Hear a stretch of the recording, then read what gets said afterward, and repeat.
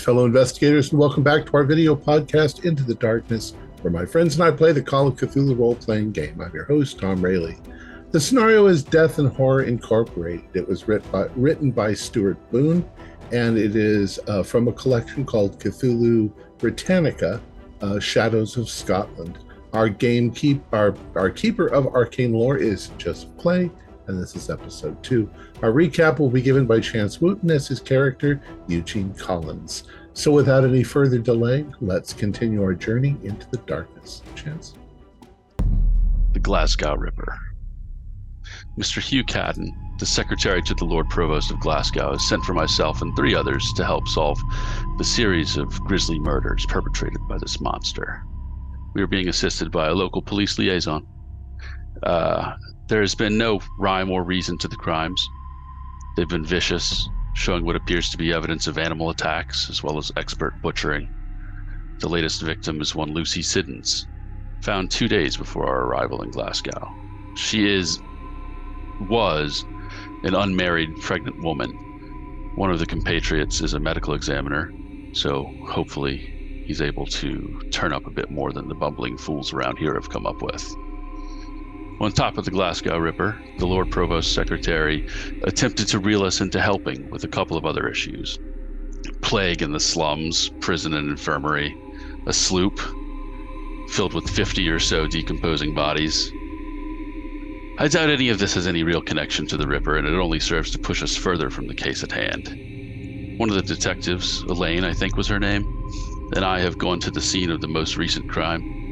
We came across hoof prints and 2 sets of footprints, plus signs of some large beast, maybe a bear, having been in the area somehow. The prints led us to the necropolis, to the McCall family crypt. Of course, we followed them inside, going down a circular stairwell lined with deep scratches. There's a hole in the wall, and despite my inner voice telling me not to go any closer, not to enter this hole, that I don't want to know what type of monstrous activity is happening in this godforsaken city, I must know what's inside. I push into the hole, discovering the floor is covered in bones. Just as I'm about to call out to Elaine, I see them. Red, glowing eyes. Do they look hungry?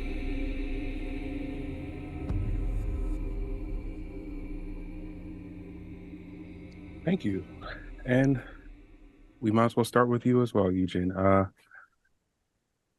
As we said last week, you stare down the tunnel and you can see a set of glowing red eyes staring back at you.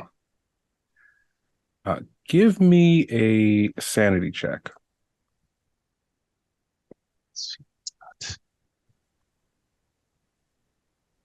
That, I think, is not going to be... Did I forget to open up my character sheet?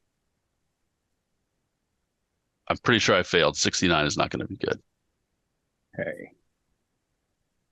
Roll. So you'll take a D4.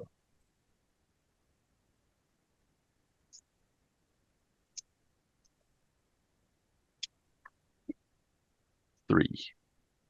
Okay. So you are startled as you're searching into the light, looking to see, looking at this bone in particular, but in the fuzzy part of your vision, you see the eyes, you focus on them, and you see what you think is a large dog staring back at you. And this realization startles you, and you drop your lighter and you start to wiggle in the tunnel. Now, Elaine, you are currently holding his ankles. Yes. So he has started to thrash. So what I need from you is a strength check to see if you can hold on to him. Okay. 57 will do it out of 70. Yep. Okay. So you're able to hold him despite all his wigglings. Eugene, what are you saying at this point? Let's go. Holy shit. Get me out of here. There's a dog in here. Yeah, I'm pulling him out. Sergeant, what's wrong? What's wrong? I'm holding a bone still. And I just toss it out. Maybe put that away. This there's a dog. Oh God, Jesus Christ! Like a wild dog? Should we? I'm gonna. Is there barking? Is it coming? Is something coming out after us? No. But without a listen check, you hear yipping, almost like a hyena, and you hear it echoing farther and farther away. Jeez. I think we should get out of here, Sergeant. I think you may be right. Let's go. I think we should. It's time to meet up with the others. I think we found some information that'll be useful. I agree. Yeah, so I guess we head out if we are able to escape from the yipping. Yes, so you two make all haste out of this hellhole and back out to the fresh air of the necropolis above. I'm assuming you're making your way back to the hotel room as we discussed before? Yes. Okay. So you make your way to the hotel room. And who else is there? I know the doctor made his way back there, and Elias and Constable Webster. Were you headed back there as well? I think so, yes. Okay. All right. So you make it to the hotel room. Most of you are either hard at work, looking over papers, talking to each other, talking about the case. The only person who looks particularly shaken is Eugene. He's covered in dirt and mud. Elaine actually has some of that on her front as well. And they come walking in to the rest of you. What happened, Eugene? You look white as a sheet. I climbed into this. I climbed into a hole. Oh. Why? A crypt. He climbed into a crypt. Oh. Wild dogs. Oh dear. Any abrasions? Any injuries? Do we need to fix you up? I don't think so. I don't think so. I should be fine. But there were bones in this crypt as well. We were in a crypt, Elaine. Yeah, there's usually bones in a crypt, from what I understand. Yeah. Well, the reason why we were there in the first place is, I think, of some interest to this investigation. Honestly, we had gone to the crime scene where Lucy was found, not really expecting to find anything, but we found hoof prints that seemed connected to the crime in some fashion. We found the spot on the wall. It appears that she was shoved with great force against the wall. And then, oh goodness, Sergeant, help me recall that there was a tree with animal marks on it, wasn't there? Yeah, it appeared to be bear sign. Oh no, that's there was like a bear. Like a bear had done something. It was very strange. I believe those would be the werewolves that we've been hearing about. Oh. Well, anyway, we followed tracks into a crypt of all places, so possibly a dead end there. I don't know. It's rather you found interesting. A dog? It was the ugliest damn dog I've ever seen, but Probably a mongrel taking shelter for the night, and lots of. We had to bones open a gate. I mean, are all of you were with the looking at the body, weren't you, Dr. Campbell? Oh yes. I've got quite a lot to tell you, but I wanted to hear what you had to say first. Well, the dog, bizarre. I don't know how it's. It may relate. You see, there was quite a lot of abrasions and contusions, broken bones, lots of tearing of the epidermis. Some of it looked zoonotic, animal related, as if something had torn at the flesh. You say she was thrown against a wall. That would explain a lot of the bruising. Um, she had missing organs, except that they were rather specific, and they seem to have been removed surgically, not torn out by an animal. These were cleanly cut, as if with a scalpel.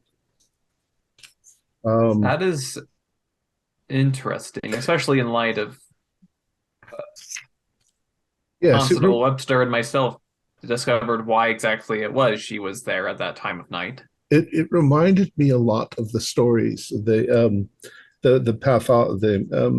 reports on Jack the Ripper from a few decades ago, where he also removed organs and body parts in the woman's uterus. There was definitely signs of pregnancy, but unfortunately, there was nothing down there to examine. It was all torn out or ripped out, or Well, she was on her way to the hospital in order to meet with Dr. Cullen, I believe, Dr. sir. Cullen. Cullen. Yes, she was in need of an abortion. It seems that oh dear, that's quite unethical. It's likely a coincidence, but all of the animal tracks led into the Cullen family crypt. But I'm sure. So Dr. Cullen has quite an interesting connection with Lucy's employer, Mr. Arkwright. Seems to be a longtime friend and advising physician. Mr. Arkwright has become quite ill of late. He said something genetic about disease. I believe he said frenetic. Frenetic disease. Yes. A frenetic. That's a palsy, a shaking of the hands. It's an infection of this nervous system in here. I think she may have meant genetic. He didn't seem to be shaking. He just seemed to be rapidly aged. A hereditary disease. Hereditary. I see. Yes. That's very interesting. I was also able to obtain the reports for this this pathogen that seems to be going around, this disease. Apparently, it's quite rapid, kills within a day. As far as diseases go, that's not a very good disease. Diseases usually like to infect a person and use their body for a while, a month, a year, before it kills them. In this case, it's killing them in a day, so it shouldn't spread too far before the infected people are dead. But it's very interesting. One of my old colleagues was a member of the Van Helsing family, and he told me about this case where there was a disease that was passed on in the blood, perhaps genetically, that caused the individuals a craving for murder and blood and things like that. I'm wondering, now that you've mentioned werewolves, I'm pretty sure werewolf stories have gone back for thousands of years. Maybe we should all arm ourselves with silver bullets then. I feel like that's a bit premature, Dr. Canmore. People do like to have stories here. I'm more interested. I don't suppose none of you are native here.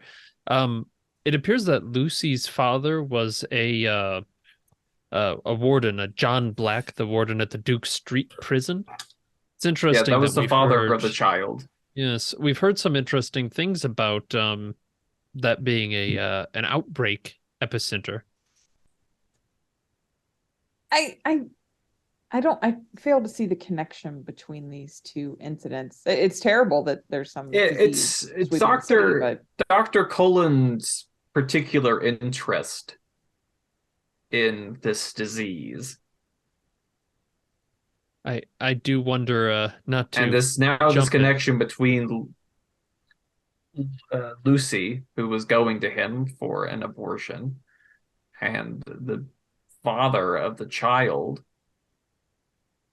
being a warden out of prison where another outbreak has occurred. It is interesting, if not related. It's fascinating. Sounds like Warden a good deal Black, of corruption. Yes, Warden Black is the kind of person that would absolutely allow for experiments on his prisoners, as far as I'm aware. It would not shock me to find that to be the case. And honestly, with what you were saying, Elaine, about this, the hoofbeats and whatnot, I can't help but wonder if perhaps the doctor and the warden collaborate, and he, checked out a particularly strong prisoner to attack Lucy in the night and make away with any evidence. I don't understand the animal connection. There was a very large animal was at the scene of the crime as well. I mean, and I'm not really sure how it ties. A large animal could just be hungry. I mean, if there is some kind of, like as you said, a large dog on the loose, if it's smelling bodies in the street, it might go help itself and then return back to wherever it lives, which I guess is this Crypt. The wounds, the McCall family crypt, you said? Yes, McCall. The wounds and the tears might be consistent with a very large dog, but the shape of them was a bit off. I didn't know whether they were claws. You said you saw marks that looked like large enough to be a bear. Of course, there's no bears roaming around, unless there's an escapee from a zoo. A knife? She was torn apart too, right?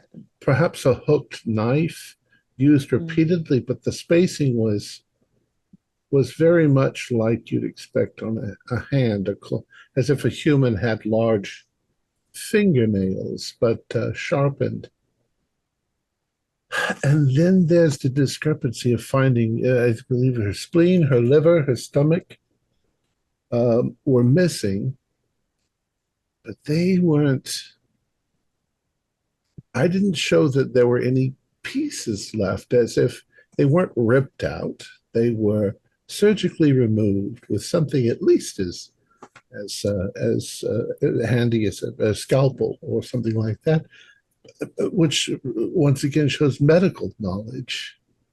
And Dr. Cullen seems unethical if you're saying that if he's performing, let's say, abortions. And then what's this woman dating? The head of dating is. No, I don't mean dating. That's an anachronistic word. She's courting. With this, I don't believe courting has much to do with courting. it. It's more of a financial transaction. She is in the oldest profession, as we say here. So could we then assume that she got pregnant, and perhaps the father wouldn't want that to get known, and so he would hire someone to make it look like a vicious accident? I mean, that would make sense. We do not have a solid connection that would let us believe that the father was ever informed of the baby on the way. It seemed that Lucy and the other maid at the Arkwright house were keeping it between themselves for the most part, except for when they contacted Dr. Cullen. How did they know to contact Dr. Cullen? He was a friend. He's a very close friend of Mr. Arkwright.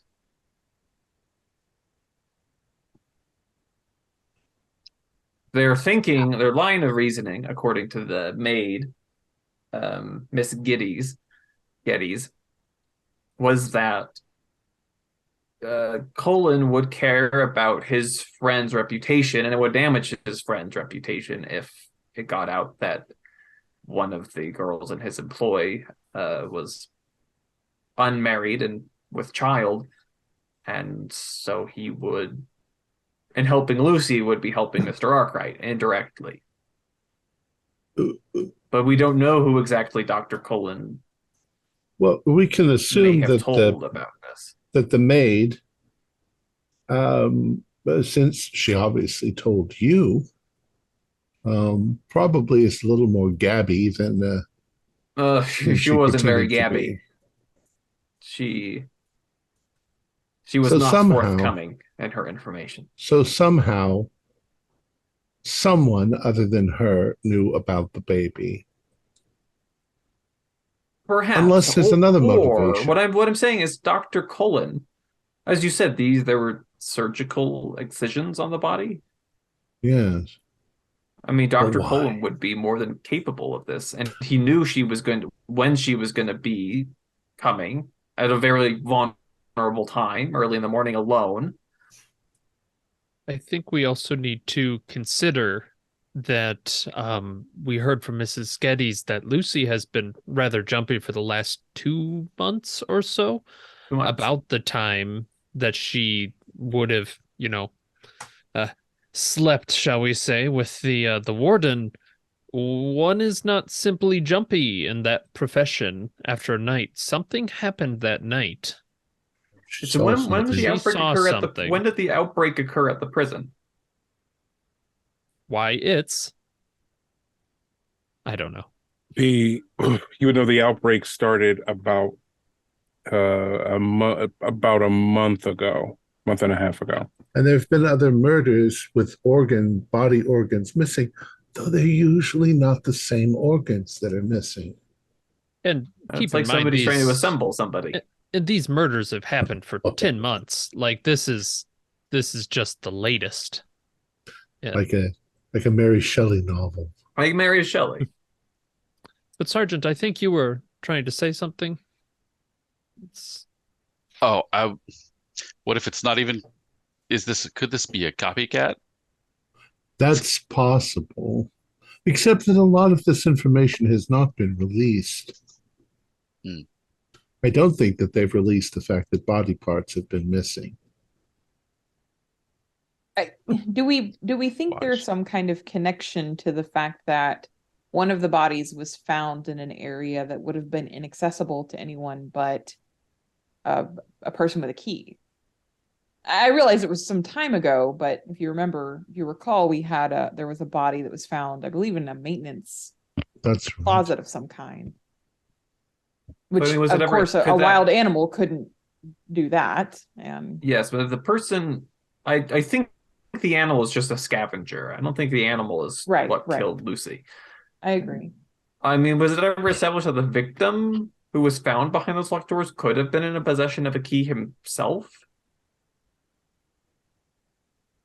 Do we know that, Joe? Or, Yes. I mean, if there's somebody with the... he could have had a key himself? He did, but the issue wasn't the fact that the door was unlocked. The door was unlocked and the body was pulled in.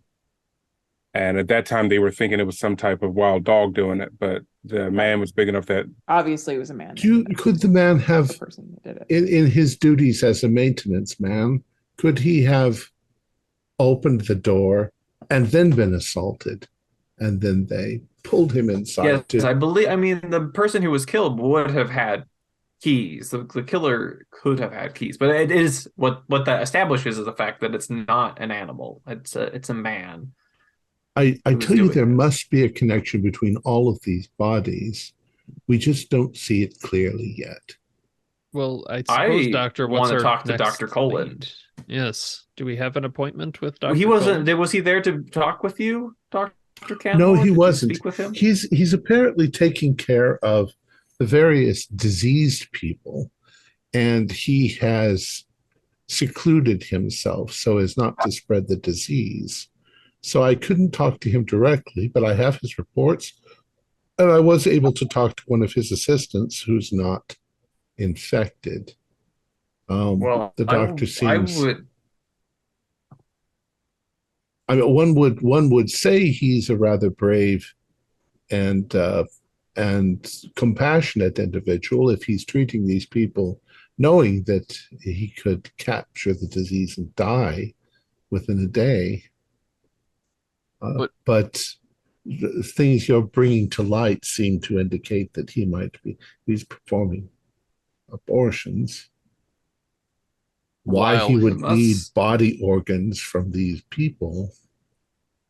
He's performing abortions while he's sequestering himself away and working on these sick people as well. I'm wondering if could he be? What if the sending her to him was a ruse and he's not even involved? Just to get her out of the house and into that alley. Well, if we could get a hold of Dr. Cullen, we could check his appointment. You're saying Mrs. Geddes. You're saying the old woman sent Lucy knowingly to her death?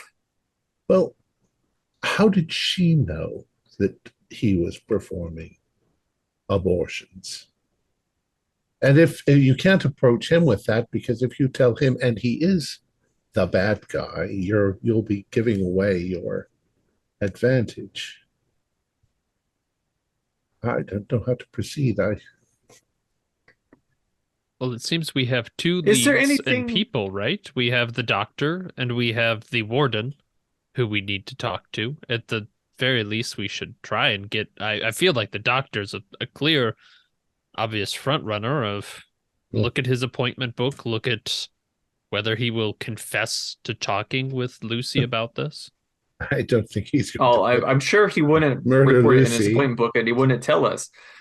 No, but you had just said you weren't sure if he was actually involved. That would be... You could just ask him if he had an appointment. I don't think either the sergeant or I should go because I don't think he'll take kindly to a police presence, but... Well, I've already established a presence there. I've been talking to the assistants, and I am very interested in this disease. Now, we could offer him, I don't know, some kind of immunity as far as what Lucy was going there for, so he'll be willing to talk, because if he fears that we'll press charges against him for the intent of committing a crime, then he won't be very talkative, but we can I'm willing to go and speak with him. I'm not willing to expose myself to a potentially deadly disease. I don't think you should have come to Glasgow then, Doctor. I'm afraid it is running rampant throughout. It's the difference between living here in these apartments and going into a medical ward filled with patients who are dying. You understand? There's quite a difference. I'll do what I have to. But... Yes. What are your thoughts on the case? I think, as the constable said, I think our most solid leads are Dr. Cullen and the warden. Two men. The warden would be the only person that would have a motive to kill her in the first place, right? Unwanted pregnancy. Is there a connection between Cullen and the warden? That's what we're trying to suss out. Maybe find that from the warden's perspective. Because there's been an outbreak at the prison. At the prison. And Dr. Cullen would have been involved, yes? Mm-hmm. I can present myself as an assistant at the prison to Dr. Cullen. Perhaps I can speak to him first, and that will get us into the prison. Did you have any reason to believe at the prison maid... I'm sorry? Go ahead, Mr. Bowen. What I'm saying is I don't know how far you're going to get pretending to be an assistant of Dr. Cullen. No, I mean to actually become one. If John Black has been... If I tell Cullen that I want to help him solve the disease, then I can go to the prison to see how they're doing. I don't know how much farther that's going to get us than just going there. It's true. to talk with John Black. I mean, while he is a man in a high position, that position is still connected with the law. And what about He represents Arkwright? the law. He would be. Arkwright intrigues me because I was telling Constable Webster, but if you're a man with high medical expertise, like Dr. Cullen, who's very capable at surgeries, and there's been a string of these organ disappearances, and you have a very dear friend of yours whose organs are atrophying before their time, a friend who is very rich and powerful. We're back in the realm of Miss Shelley. There's no way to transfer an organ from one person to another. That's just nobody has that kind of surgical It's not. It's skill. not. I don't believe whoever's been doing these murders has the sanity to assess what is possible or real and what is impossible. I know too. I know some doctor folks around that practice on pigs and things. Like they'll experiment. Seems to me that if you needed an organ to examine how it reflected to this disease or something, that would be a simple way. It's a ghastly way to go about getting them, but it's interesting with that boat coming over. Is it possible that maybe he was just looking for testing supplies? Our modern medical schools can provide cadavers of dead people in order to examine them. Plus, he probably has the people who have died from the disease, so he can examine them to see what the pathology and the morph. But what if he wants is. healthy organs? I mean, they don't last so long outside of the body. What if he wants them fresh? Murdering somebody, that's kind of against the Hippocratic Oath here. So is, I mean, why else would a trained medical professional be excising organs from people's bodies? We don't know that yet. The black market.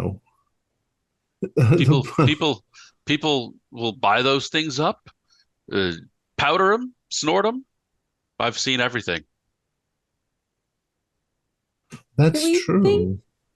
Do we think that Mr. Arkwright has anything to do with this? I believe, Constable, you mentioned, and Mr. Bowen as well, you mentioned that Lucy's notes said something about Mr. Arkwright and the doctor looking at her queerly.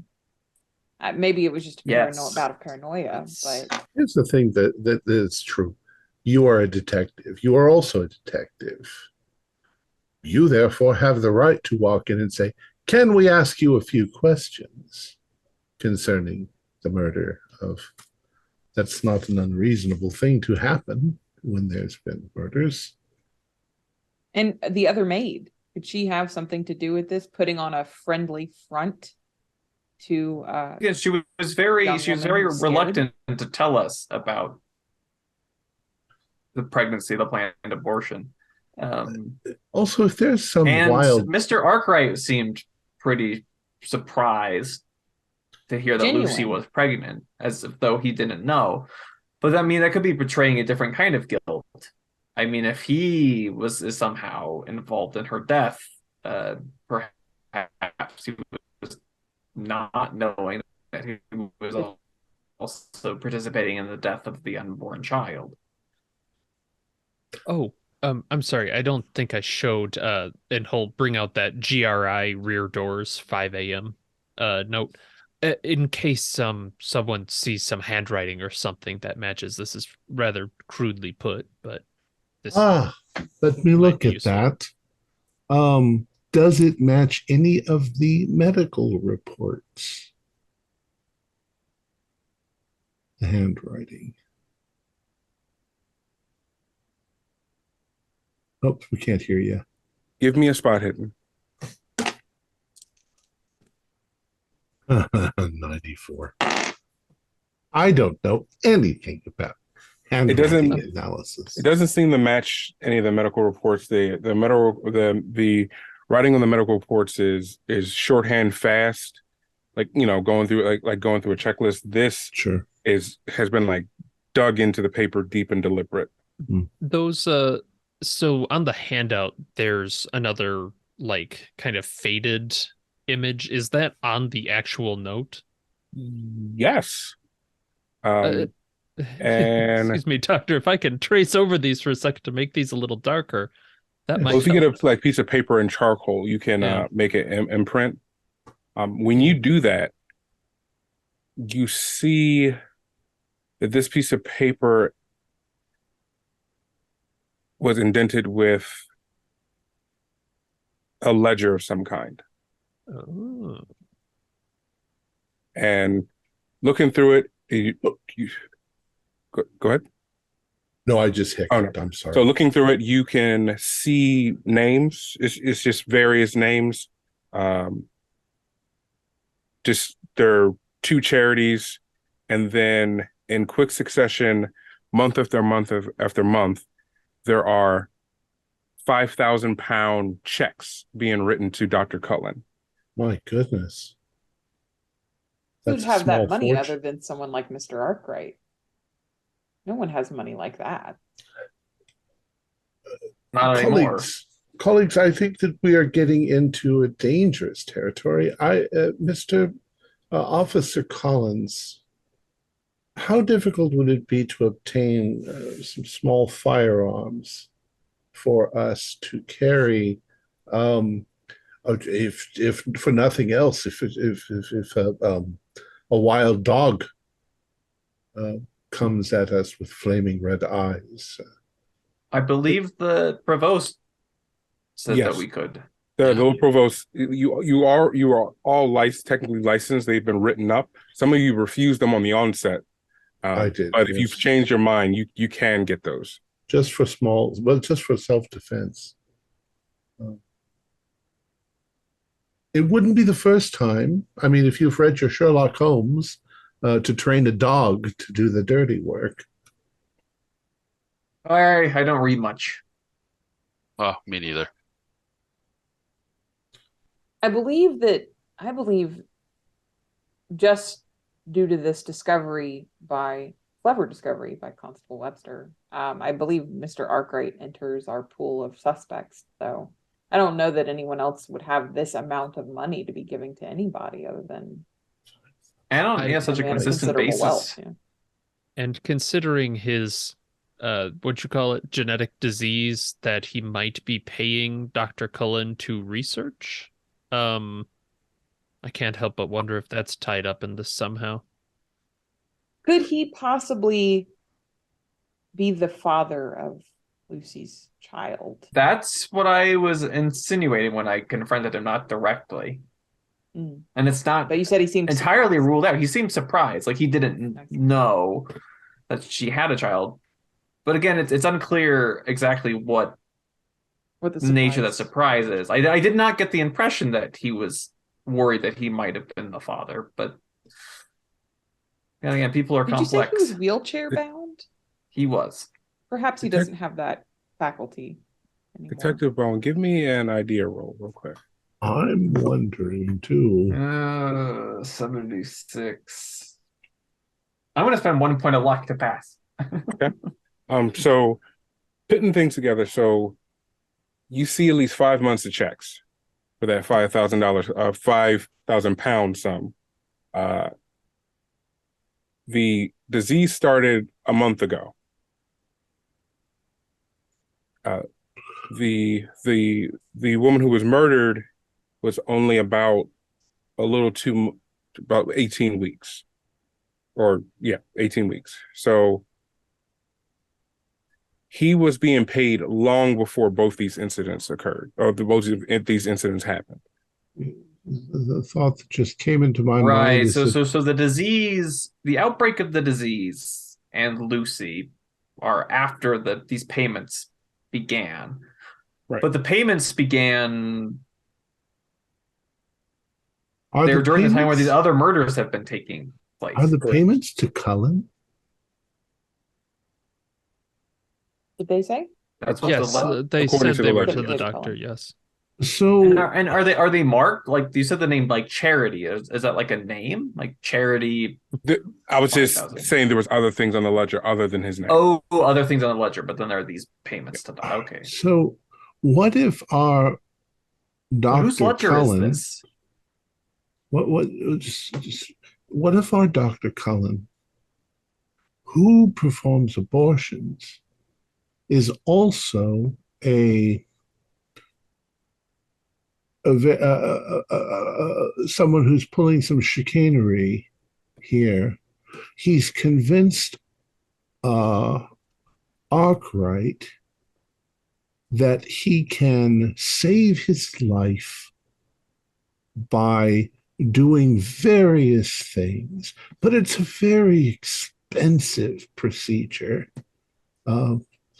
taking thousands and thousands of dollars, and it's all for nothing. It's all just nonsense. He knows that Arkwright is going to die, but he has to keep up the facade of this con that he has created. So I'm just looking at this from a police side. We have a lot of theories. Do we just knock down his door and ask him? We have to be more subtle, but perhaps that's why all of the other bodies are also missing organs, because he has to convince Arkwright that he's doing something. And his for £5,000 a month. Yes, It's outrageous. And my think theory about it- currently, you find a note in Lucy's room giving her directions to an area where she met her death along the way. It seems, anyway. Yes. This was written on the ledger that clearly belongs to Sir Arkwright. No other person has this tremendous amount of wealth. So I assume he gave her this note, these directions to go to this place at this time. What if the perhaps Arkwright was the one who set up Sent her to her death? It would be possible. I don't disagree. I just want to note that Dr. Cullen is a friend of Arkwright's and might also have access to these ledgers if he was in a position that night to use it as scrap paper or something. Just Well, and these impressions, this is. It seems like they just went to the next page on the ledger and yes, ripped something out. It has the impressions, like it was writing, but the impressions showed up underneath on the next page. And I only say this because of the surprise that Detective Bowen noticed on his eye. Although his story doesn't match up. Gregory Arkwright claimed that he would have helped Lucy and everything, but Mrs. Geddes was quite certain that she would be out on the street, Lucy would be, if Arkwright found out. Yes, so that is true. He seems like he might be he's already been a stranger to the truth at times. Yes. Yeah. And also about Dr. Cullen's seclusion. Say it's fear about spreading this disease, but the people who contract this disease are dead within 24 hours. How long should one isolate oneself if you're fear about contracting a disease that kills you in 24 hours? If he's a physician and he's trying to figure out the root cure or the cause, perhaps he doesn't know the cause, perhaps nobody does yet. And the fact that it's infecting some people and not other people, I think he's being cautious. But they told me that some of the other doctors and nurses have died of this through exposure. If I'm being honest, I think Dr. Cullen's a complete fraud, and he may not even be working at this cure. We have no evidence that he's making progress in any way. But he has a reputation, doesn't he? It's perhaps. He performs abortions. And he may be defrauding somebody who considers him a close friend out of £5,000 a month. Perhaps to alleviate whatever connection there might be, perhaps I should go to Arkwright. Now, two of you have already spoken with Mr. Arkwright, have you not? Yes. Constable Webster and myself were there And today. You say he was in a wheelchair? That is correct. Yes. I could go to him, tell him that I'm working with you on this project, and I'm very interested in, what did you say, genetic diseases, that I've been trying to talk to Dr. Cullen, but he is busy with his patients. And perhaps I can get an exam in on Mr. Arkwright. Yes, and try to get And as see much if he's- information about See if he's being Dr. fooled. Collins. Well, see if he's being tricked by Cullens. That is so. In the meantime, if you do that, somebody could go with you. Would anybody want to accompany me to speak with this John Black, the prison warden? Yeah, I'll go. Perhaps, Detective Horowitz, did you speak with Mr. Arkwright? I did not. I did not speak with. Would you like a company? Would you like company on that? Maybe a fresh set of eyes. Well, I was wondering if somebody who's already spoken with him should bring me into the picture. That would be Constable Webster. If you need me to bring you along, I certainly can. Otherwise, I would really like to set up an appointment with this doctor. If we haven't done perhaps this. then, Miss Horowitz, you'd be quite a fresh set of eyes, as you say. I can write a letter. I mean, the crime, part of the police. The crime may be as much against Arkwright being defrauded. Now, do we have an appointment with Colin already? Yes, tomorrow, 10 a.m. The Dr. Jupiter does. Ah, wonderful. Never mind. Then, I if believe you it's don't, Cullen, not Colin. Colin's that's a different doctor. different kind Well, of Dr. Camore, you doctor. already have an appointment with him for tomorrow. That's convenient. Well, if it's not too big a departure for the rest of the group, I actually would like to go check on that ship. I have a hunch about who exactly chartered that. I would like to see if Cullen's name comes up in any fashion. Or Arkwright's? Or Arkwright's, indeed. I think, yes, that's a... I'm trying to look out the window and see what time of day it is, but it doesn't quite. I can't quite. At this point, it's about 7 p.m. 7 p.m. Oh, Lord. I need to get home before too long. Yeah, so it's October. It's dark at this point. Well, perhaps we best wait until tomorrow before we go. Start in the morning. Well, I would like to. Perhaps in the morning you could supply me with a firearm, a small one. Just in case. I can go get the paperwork by the provost in the morning. I'm happy to run early. That would be greatly appreciated, Constable Webster. Sergeant Collins, I don't recall. Did you take a firearm as well? Yes, I believe I did. Very good. Then I won't ask for another, unless. I think I can do fine. Just one. Are Good. you Good. planning on The American being style? an American cowboy? Yes. Okay, so Constable Webster, you're heading home. Yes. Okay, Officer Collins, where are you going? Suppose I'll just head back into the hotel room. Okay, It's getting late. and Detective Bowen? Well, if Elaine and Jupiter are going to go to Arkwright tonight, I might as well accompany them. I'm not sure if, I mean, as eager as I am to talk to this warden, he seems rather dangerous to go speak to alone Maybe you shouldn't. at night. I don't know that Mr. Arkwright will see us this late. Yes, it's rather late. Do we have telephones yet here in Glasgow? And this is a very nice room, so yes, you do have a telephone in the room.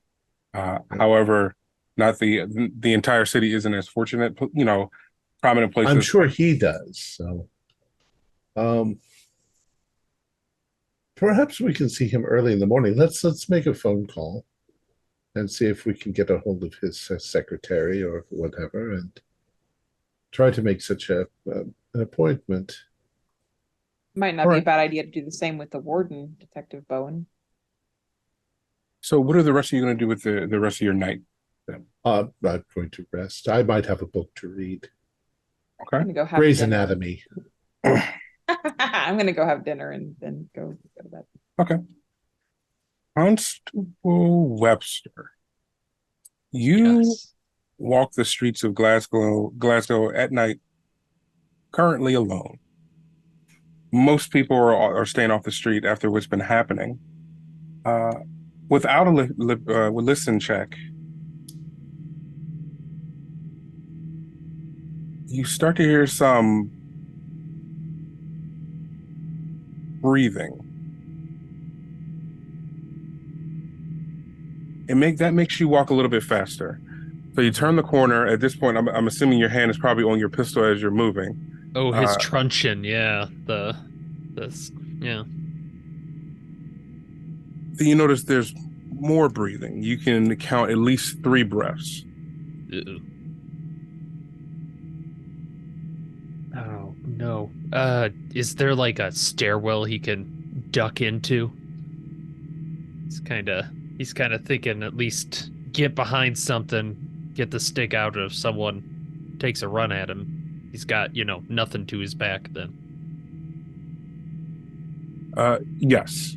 So it's not a stairwell, but it's a little undercroft, which is basically a balcony of one of the buildings. But there's just a lot of clutter and a lot of boxes and a lot of things they just laid outside, and you can slip into there, Homer Simpson style, if you want. Yeah, he just fades into the trash with a truncheon out. You hear weird sounds, and you're just like, no.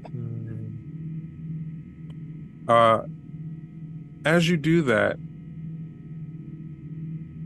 about 10 minutes go, but I wouldn't say 10 minutes, about 5 minutes go by.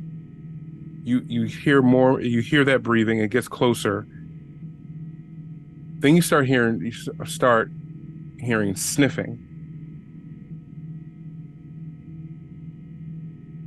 And you look above you, and this balcony that I mentioned before is partly rotted out. Like some of the boards are broken and snapped. And as you stare into those boards, and your eyes are kind of blinking a little bit more than they should because of the water that's dripping down because of the rain, you see something large sniffing, walking above the boards.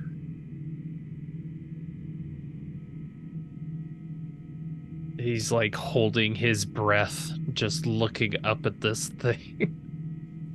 A werewolf. And as you make that realization, you hear another noise.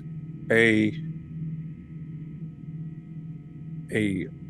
waistband gets knocked over on the other side of the street. And you look over, and you see this sniffing in the window of one of the buildings. So I need a sanity check from you. No. 52 over 50.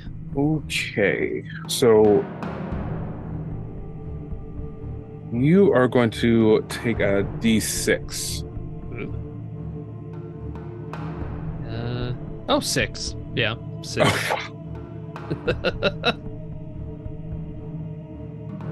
So you see this thing. It's sniffing at the window. You see it trying to work the latch of the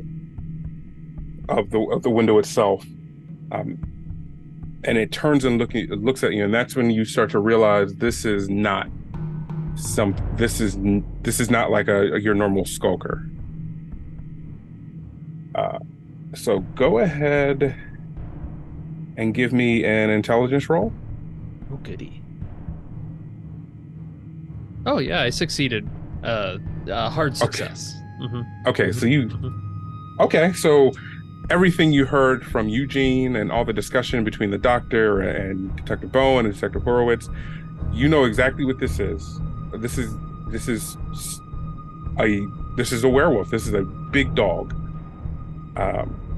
So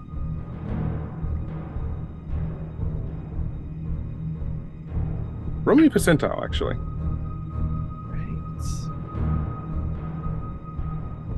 Percentile is a 73.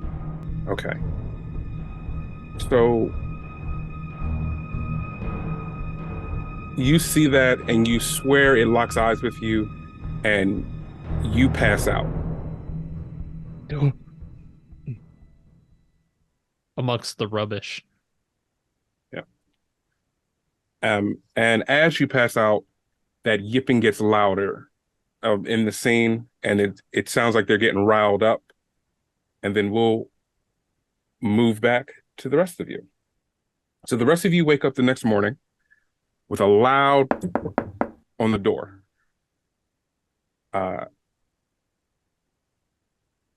And at the door is Gibbs. He's that tall, red-haired man who escorted you to the Lord the Lord Provost's office in the beginning. He says, "Sorry to bother you this early hour. It's about 6 a.m. Constable Webster didn't make it home." Oh dear. Oh.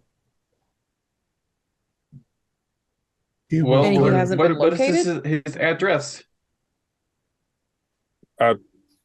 He gives you the address, and his wife came to the Lord Provost's office looking for him, thinking that he was just working late on the case with you all. He left us There's last no evening. time to lose. We should retrace his steps from Yes. where we last left him. He said he was heading home. Yes, I wonder Yeah. if from where we left him, if we get a map of the city, we could Retrace his see what steps. routes he might have walked. But he also said that he was interested in the boat information. So, We decided it was too late for further investigation. well, just consider that's a possible other route that he took. Yeah, so let's. How far is his place from where we are? It's not too far. It's about a 10-minute walk from the hotel. Put on my jacket and walk the streets. Yes, let's leave immediately. Let's do that immediately. Yes.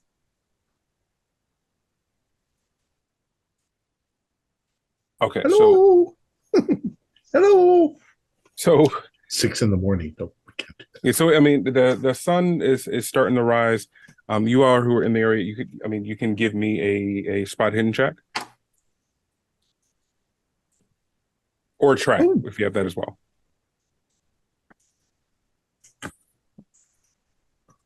Holy. Success on the spot hidden. 79 is a failure. I'm looking for him up. By 3 points, yes, I passed. So, Elaine, when you get to start making your way to Constable Webster's home,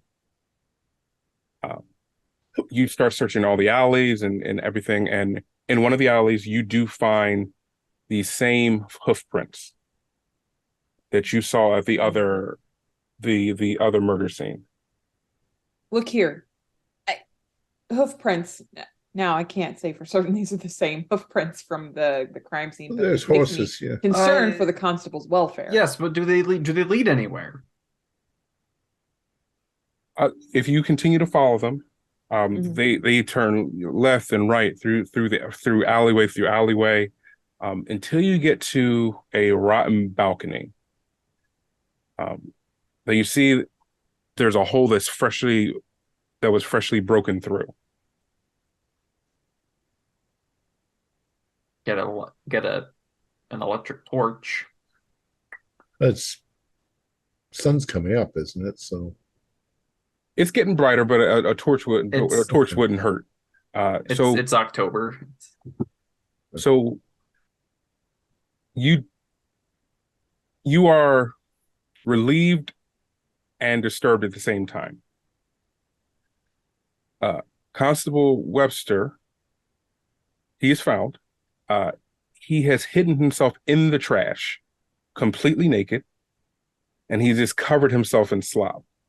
And Constable Webster, your only recourse is you were being hunted, and you were told that if you could mask your scent, that things couldn't find you. So you also have the unending compulsion to cover yourself in trash to mask your scent. Oh, Miss Constable. Horowitz. Gentlemen, Am can I one of you awake? perhaps give the constable a Yes, here, look. Constable Webster, were you Quickly. Oh, drinking? get away from me! Cover yourself. He's like pushing you away. Don't touch me! Don't touch me! No, look, you're indecent in front of Miss Horowitz. Bowen! I just Oh, see God. Constable Webster like stepping back and like threatening people with a rotten cabbage. Nobody move. What's wrong with you, man? It's disgusting. I've been What hunted happened? all night. I Hunted? just hunted by you. He's pointing at Sergeant Collins.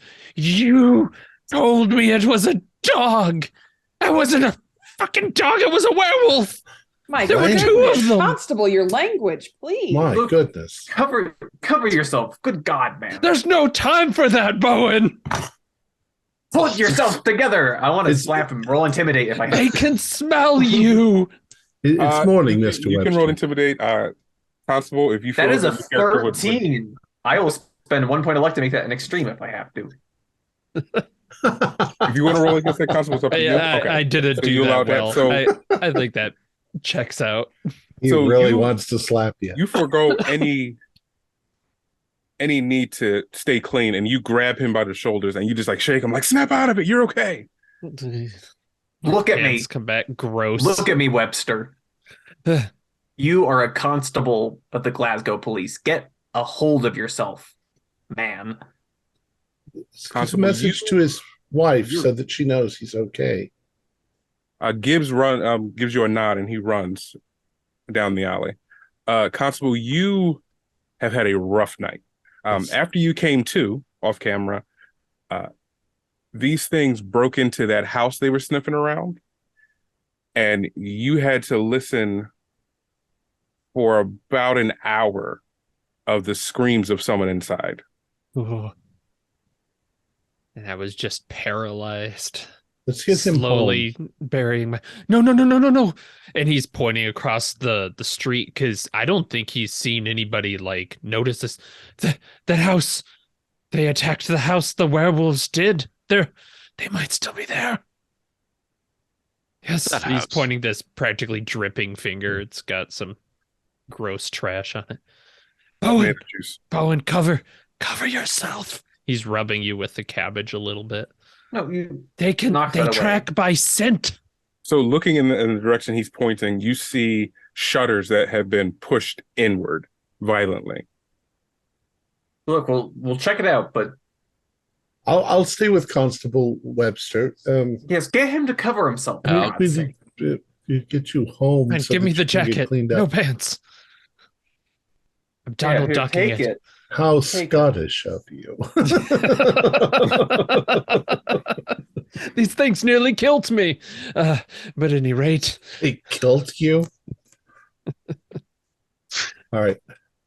I'm going to try to get him to come with me and go to his home so he can ensure his wife Relax, is okay. it is and cold get out cleaned here. up. I'm So gonna- if that's Constable, you have control again. It's up to you if you want to go. yeah, I think that checks out. He'd take the coat and try and find a second pair of clothes that he somehow lost his. Okay, so you take him back, not too far away from where you are. Your wife runs out and she's like, "My beloved," and immediately starts dry heaving as she gets close, and she stops and she's just like, "Beloved." Georgina, Remember why do your you not wedding embrace vows. me? Yes. For better or for worse. In Georgina, sickness or covered in trash. I had to. They were hunting me. They're still hunting us. That's the secret. You need to be. You smell too good. Get Dorothy. Cover her in our trash as quickly as you can. At this point, your daughter's just like running down the street because she Dorothy, So Dorothy, come back. I'll try to tell Constable Webster, don't alarm your wife. And I'll tell her privately, I don't think he's drunk. But get him cleaned up for Christ's sake.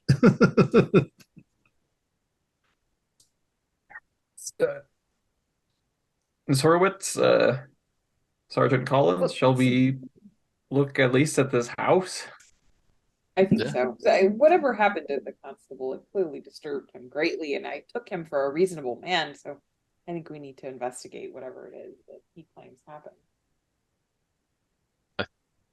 I'm going to draw my gun and use it as we walk across the street and use it to bang on the door before and call out, anybody in there? Silence. I'll look back at the two detectives. Shall we? Yes. Yeah. Sergeant. Yeah. And I'll walk in. You walk in, it's dark. The air is thick with the smell of blood. If you use the electronic, the electric torch, not electric torch that Detective Bowen has, you shine the light in, and directly in the center of the room, in a collapsed table, is a huge dried puddle of blood, but there is no body. Jesus, Goodness, Mary, what and happened in Joseph. here?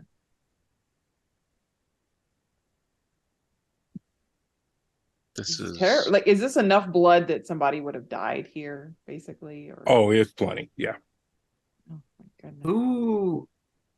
I mean, So as you is it a it's house? all over Anybody? the floor. There's splatters all over the wall. God. Is anybody still here? The Glasgow police. I'm looking for bodies or anything, any Yeah. evidence, tracks. drag marks. Mhm. I'm seeing if anybody's joined suit with the Constable Webster and it's hiding somewhere. As you continue to search, I'm assuming you're being very careful and very thorough. So without a roll, you're able to search around and you find an old cupboard that clearly like has been here for at least 20 years. As you look inside or start getting closer to it, you realize that there's wooden plates and such all over the ground. As you open it, there's a young boy in there about the age of 7. And if you shine the light in his eyes, they're completely blank. And he kind of recognizes you for a second, Detective Bowen, and just says, "Mommy's gone now." I see that lad. Here, come with me. And I'll pick him up. He doesn't fight, and he also doesn't assist. He's pretty much dead weight. Yep. I'll carry this boy back to the station. I'll have to. Yeah, go ahead, Mr. Bowen. I'll continue investigating through here. What in the hell have we got ourselves into? Horrible. So do we see any of the claw marks like we had seen at the other scene? Yes, there are claw marks on the table, claw marks on the shutters that were busted in. And there are hoof prints in this room, in the dust. I can't. Sergeant Collins, do you have any theories? I can't explain this. It's like an animal. A centaur. I've got no idea. This is ridiculous. It's got hooves and Someone had a claws. horse in this house? Is that right, Joe? Like there were hoof prints in the house? Yeah. And they're horse hoof prints, right? They're not like goat prints or pig prints. They kind of look the same, like the ungulates. Well, have that. goat. He has a point. Goat and hoof prints are different. This is more goat-like. I see. So it's something smaller.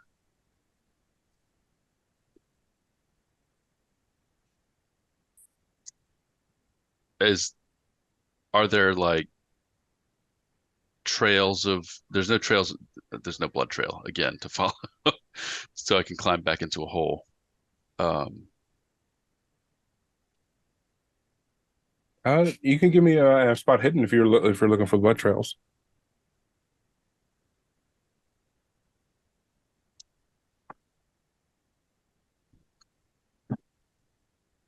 That is not a success. Okay. So you search long and hard, but you don't see anything. Seems like everything's pretty much focused here.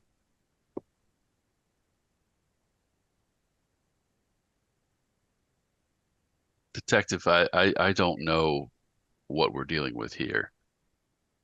I don't know if this is even related to the crimes that we're here to Are solve. we near the necropolis? Yes.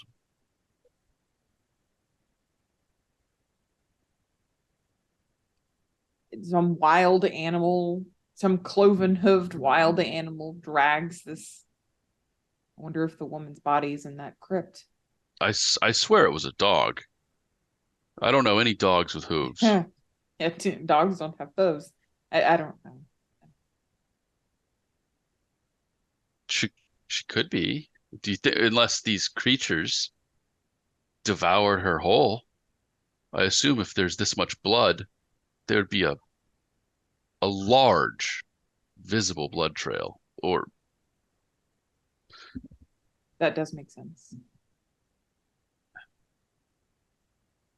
Devouring whole, I don't think any animal does that. Save snakes devouring their meals whole. but snakes don't have hooves. Exactly. And Constable Webster did say it was a werewolf. This is such ridiculous talk at this point. I don't know how the hooves factor into it, but it's not possible. It had to have been a person. But this is nonsense.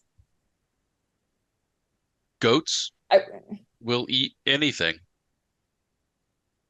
So you believe that there is a murderer bringing a pet goat along with him to clean up the crime scenes, Sergeant? When you Pigs, say it out loud, pigs will do the same. Pigs are pretty unscrupulous eaters. I would be interested, once the constable has his wits about him once more, I'd be interested to know what he has to say about all of this. Is there anything else we can glean from this, Joe? Any other, like, upstairs, basement, the street outside that we can look through, or we have our spot hidden's pretty much covered that? You if you're following the hoof prints that are leading to the window, if you backtrack, they are heading to a culvert. It's a separation of streets. There's a part of the street where there's a lower and an upper level, and there's a culvert that enters that wall that separates the two, and the hoof prints seem to be coming out of that. I think we must investigate this, Sergeant. Do you agree? I do, but I do not want to be the one to climb into this culvert. It's large, right? Culverts are large, correct? Like large enough to fit a person. Yeah. I don't have to crawl. You so bravely went into the crypt. Allow me, I will go into it. I'll follow behind. All right. So Guns drawn. Very important distinction. Detective Horowitz and Officer Collins, you two are going into the culvert. What about the rest of you? I'm probably going to come back and see how they're doing. We're leaving Constable Webster with his wife and some bed rest. I'll say you'll catch them just as they're like boosting each other up into the culvert. What is this? Who's going to watch this child? I believe I am bringing the child back. So somebody at the Let me watch the child, and you guys go check in there. Try to get him to talk. I mean, I have I'll try. psychology, but I don't have psychoanalysis, which I fear is what you need. Um, what if this is some sort of deformed person uh, who's found refuge in the necropolis, and they're just deranged, Uh, foot deformities, or have you seen anything like that before, Doctor? there are some rather horrific. You should visit the Museum of Scientific Curiosities. There's a number of very strange men with lobster hands. There's quite a few Delicious. bizarre, depending on the conditions. Some of it is genetic, in fact. That's very interesting. Generations of people with lobster hands. They're not actually lobsters, but their fingers are fused together into, it looks kind of like. Doctor, this is, I'm afraid I'm going to have nightmares after this. No, I'll take you sometime. You'll have nightmares after you see some of these things. It's not for everybody. I'll see what I can do with the boy. Hello. Hello. I'll sit with the boy. All right, and he's still catatonic. So are his eyes open or closed? Open. Okay. I'll sit with him and I'll talk very sweetly as if I was his mommy or daddy and see if I can bring him out of it.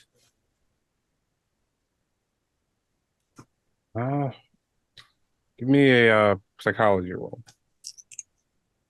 Where is it?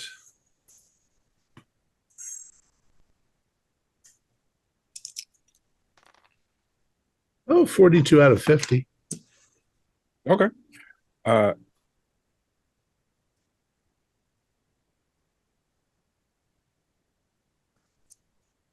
So they say, well, the child says, you have to be quiet. They can hear you. Who is they?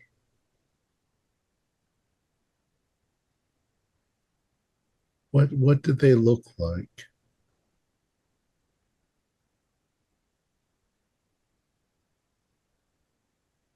But But they looked hungry. if I give you a piece of paper and a pencil, do you think you can draw me what they look like? Oh, I'll do that. Do you have a red pencil? Red pencil? No, just these black ones. So he kind of haphazardly draws you the picture. And it looks like a werewolf, sort of. It looks like two werewolves carrying off a body. He doesn't have a red pencil, so there's just like this outpouring of black scribbles from her torso that's just on the floor, but it looks like they're carrying her off. And there were two of them. In this picture, yeah. All right. All right. I'll just sit with him and try to comfort him.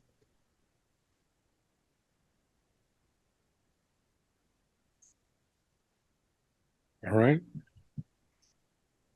Okay. And Detective Bone, where are you headed? Or are you staying here? I brought the child back, and then I'm going to rejoin Miss Horowitz and Sergeant Collins. Okay.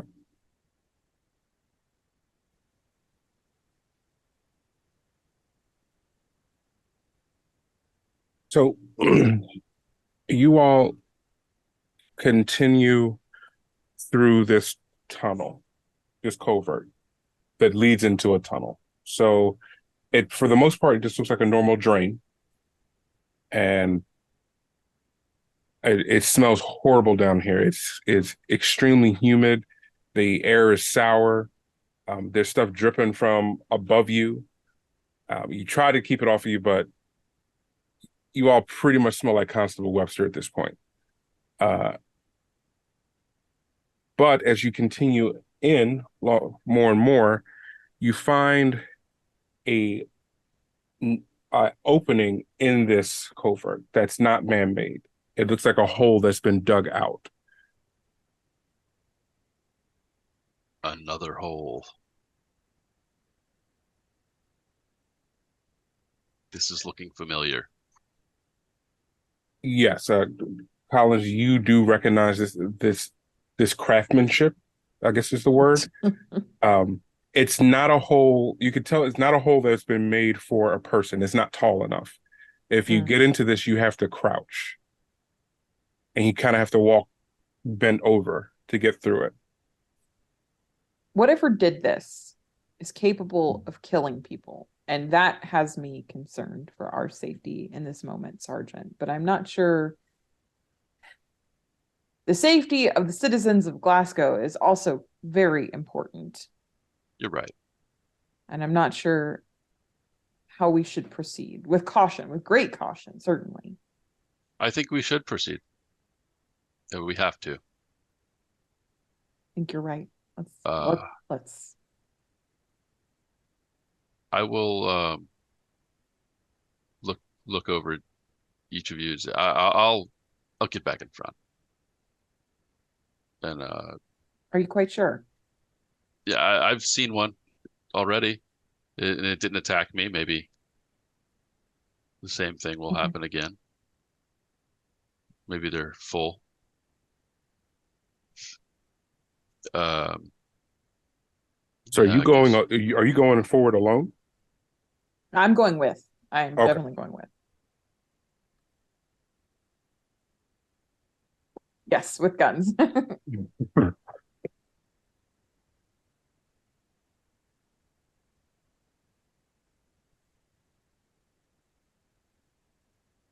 All right. So as you guys continue,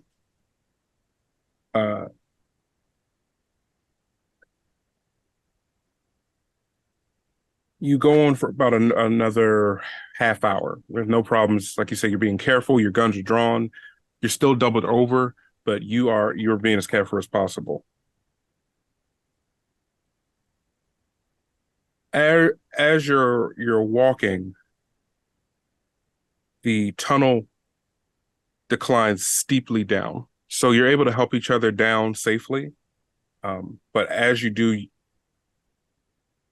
Officer Collins, you realize where you are. And it's the entrance to the tunnel from the McCullough crypt. This is very familiar.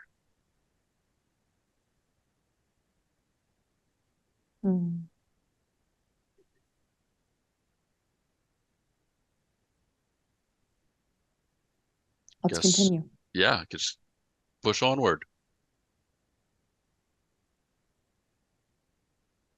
Okay, so like I said, you've been almost double. As you continue forward, because I'm assuming you're not taking the route into the crypt. You're going to go the other way, correct? Oh, it's up to you. What do you think? So I'm sorry. One route goes into the crypt. Clearly, the other, we're not sure where it goes. Oh, it's like the exit into the crypt. Right. So one side is the place where you pulled him out, and the other side is the unknown tunnel. And then there's one tunnel on the offshoot of that tunnel. That's where you just came from. So we're going through the unknown tunnel. Right. Well, we know what. Are we just making the connection, or are we trying to encounter this? I wonder if boarding up the crypt would at least help mitigate some of this. Boarding up the entrance and the exits to the crypt. They've been tunneling, or it. That's true. I don't know how much some wood is going to do. You've seen the scratch marks. That is true. Should we continue on to the unknown path since we know where the crypt goes, or I don't know. Perhaps wait for the others to let them know what's going on. We can always come back to the crypt. We know where to. We don't have to climb through that culvert again, at least. You're right. You're right. So I think that we should. At least head- inform the others of where we've Yes. gone. It's a dangerous idea to venture out alone and no one knows where you've gone. Yes. Okay. Yeah, we'll back out and head back through to the. I guess try to tag up. We don't know that Detective Bowen is trying to meet back up with us. I think we should go and check on the constable. I think we need to see if he's managed to remember anything. He's our best lead at this point. He is. Then we'll do that. Yeah, we'll back out of the tunnels and we'll go see. Okay. So I mean, the easiest way to back out of the tunnels is go through the crypt because that's an open end right up the steps. That Okay, puts you on yeah, the surface, we'll do that. and then you can just walk safely in the light. So you make I was your like way sitting back. there at the house. I'm like, where'd they go? Yeah, we're gone. These things must be nocturnal, Sergeant. But then where do they sleep during the day? Well, there was the tunnel. I don't desire to find out in this moment. So I'm not. Yes, Yeah, let's go.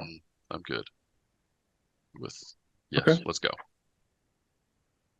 So it's you guys make it back here. I mean, you spent a good deal of time there.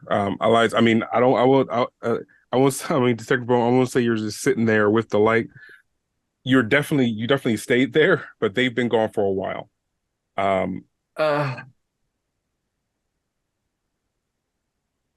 I mean, at this point, it's Hello? about 9:45. You're screaming hello into the darkness, and they're walking up behind you. Oh, jeez. how's the boy, Detective? Dr. Canmore is trying to coax him into speaking. I came back to see if you needed any assistance. Where did you two go? Back More to the tunnels. Tunnels. We followed the tracks of this hooved thing, which led us to a culvert that led right into the crypts. So have they come back to where I am? Yeah. No, we're back at the. Well, are back we? where Bowen. Well, it depends on how. No, because Bowen brought the child back to Dr. Canmore, so they're not too far away. So not directly to you, but close. Okay, well, I'm Yeah, still we need sitting there to with the meet boy. back up and discuss these Yeah. tunnels. Yes, 'cause I agree. You're saying that from here, there's a tunnel that leads to the crypt. Correct. Yes. I'm wondering if we pull out a map and see all of these murder areas, if they were all easily All with accessible these tunnels. in some way to the crypt. We should definitely do that. We'll go to all these crime scenes and try to locate nearby. Well, let's try to rope Is Dr. this Canmore tunnel- into is this. it- I believe is he it- has an appointment. In 15 minutes. We need to talk with Constable Webster, see if he remembers anything. And so, does this tunnel just lead to the crypt, or is it like a network of tunnels? From their research, it was a network. Yeah, it was a network. One of the tunnels led to the crypt, but there was another that led further into God knows where. Well, had no I have interest a in feeling chasing we're going to that. need to go back. We Right. still need to find the body of this woman. Are these tunnels? Are they just dug in the earth, or are they, man-made? They appeared to be creature that dug, right? Yes, They don't appear to be man-made. They just seem to be dug into the earth. So yes, so instead of lining them with bricks or anything like that, they're just. Could there be the boy did speak a bit. He said that there were two of them and that they carried his mother away. Animals don't carry their victims in tandem away. Could there be a society of these transients living under the ground, digging tunnels? Jesus. Society. Possibly eating people? What kind of society eats? Well, not a civilization, not a civilized, but This is a tribe of mutants, people who've been deformed. What? A freak show of some sort. Well, I mean, you're describing something like Spring-Heeled Jack or with Do you hooved know of a feet. medical condition that results in someone being born with cloven feet? You might not realize it, but children are born deformed all the time. It's just usually they're sent away or, God forbid, disposed of. Have Some you of seen them. this condition? I've been to a freak show. Not this particular thing, but I've seen So you think it might be a two-headed group animals. of freaks feeding on people, I can't think of murdering why. them in dark alleyways? I don't think that Dr. Cullen or the others are living underground in the way that Constable Webster described it, like dog people. That's why I can't think of any other explanation. Perhaps what's happened is somebody was digging around and they broke into the warrens of these underground dwellers, these carnivorous underground.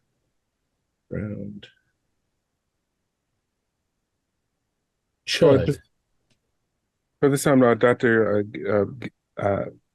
Gibbs runs back. He came with the car and he's like, Doctor, you told me you had an appointment today. I'm here to take you. Yeah. Yes, I was going to go see Mr. Turn to my page. Dr. Cullen. And did you want to take the child with you to the infirmary? I don't think I was. Oh, was I going to see? That's right. I was going to see Dr. Cullen. Yeah, yeah. I'm not sure. Maybe we should keep the child. He might speak more.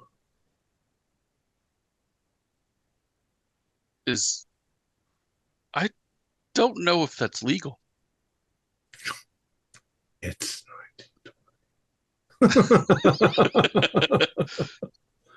Just to take the child, just keep him. Raise him as your own.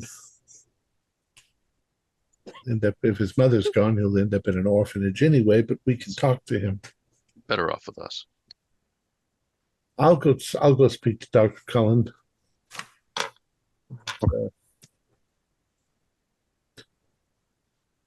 All right. So you get into the car, and is anyone going with the doctor?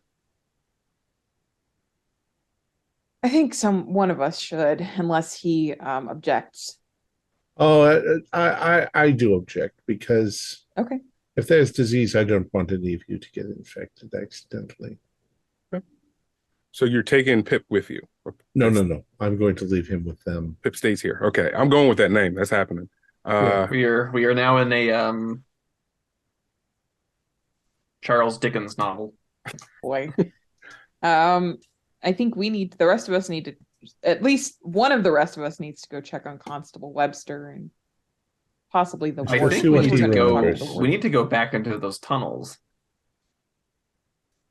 I would Right. not so hastily do that, but find out as much information as you can before you go back into the tunnels. Well, perhaps we'll go talk to the warden then. Let's get Constable Webster, and then the four of us can go talk with John Black or Because Mr. there's- Arkwright. There's Or something both. you The haven't prison? realized. Those things, whatever they are, they seem to be somewhat organized. They know what they're doing, and they're working together. They're not animals. Is the prison anywhere near the necropolis? I'm trying to get a mental picture of the city layout. No. So the prison is going farther away from the necropolis than the Royal Infirmary. If you had the Royal Infirmary in your left hand, the necropolis would be in your right, and the Duke Street prison would be to the left of your left hand. So it's farther away, actually. Okay. And if we took the time to map out where the bodies have been found, do we see, I mean, I will take the time to do that. The others can do something else, but I want to see if there's any correlation between those and where the necropolis is, and if there's any kind of correlation there. I mean, once you start mapping out the bodies, it doesn't take long. There is a epicenter. I mean, obviously there will be outliers, but there is an epicenter of a lot of disappearances and the murders.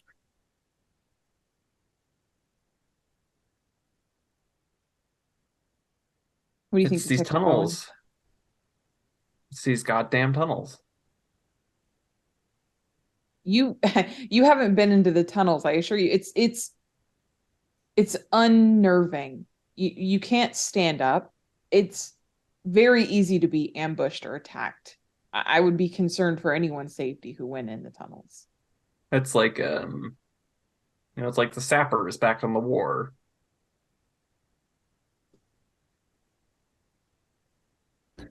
So Interesting. So, Dr. Canmore, you make it to the hospital. It's just as busy as it was before, if not more. I've got a mask on. Yep. If there's more and more bodies, as you're coming in, you see a procession of bodies under white sheets being rolled down a ramp and taken into the lower levels of the hospital. And when you get up to the reception desk, the woman greets you. Good morning. Thank you for wearing your protection gear. How can I help you? Oh, I'm Dr. Canmore. I had a meeting with Dr. Cullen. Yes, I will lead you to, I can get you to his office. See that here. If you just follow me very quickly. So I know that he's very busy, so I'll make it a short appointment. So she essentially starts following those procession of bodies. She takes you lower into the hospital. The bodies keep going. You stop at a office just off the corner of the steps. She opens it and she says he's decontaminating right now, and he'll be out shortly. Thank you. And you walk in, and she leaves you. She goes about her business. When you walk in, it's clear that he has not used this office much. There's a thin layer of dust over everything. There are library books. Well, he has a few small bookcases. If you're looking in them, they're mostly books about anatomy, biology, things like that. One does catch your eye. There's a book called The Seat of Intelligence. Seat of Intelligence by Dr. James Cullen. Something he wrote. Interesting. I'll have to ask him about it if it comes up in conversation. Are you like flipping through it while you're waiting? No. That would be rude. I'll just wait quietly. Stand when he walks in the door. Okay. He comes in and fresh or white clothes. He's a man about in his late 30s. He comes in and he sits down at his desk, and he starts, writing a few things out. And he says, I understand you are the doctor looking into the murders. That's correct. Yes, Dr. Cullen. I don't know why you're talking to me. I know nothing about the murders. Most of my time has been spent with the disease. Well, quite honestly, that's a part of what, perhaps a side note to the murder. Out of curiosity, what seems to be the morphology of the disease? Is it, how do you think people are catching it? At this point, we think it's proximity. Oh, so you're risking a great deal to be amongst them. The other surgeons have families. I don't. It's my duty. That's commendable. Very brave of you. I don't know if I can help or not, but I'm certainly at your service. Your service is noted but not needed. Of course. Does it seem to be biological, or is it necrotic, or is it some sort of a fungus infection? The way it affects the body, it seems to be some type of biological infection. Well, I've read some of your reports. Your assistant was kind enough to let me look them over. I've brought them back. We have some questions only because some things have come to light. You're currently treating Mr. Arkwright for some genetic dysphoria.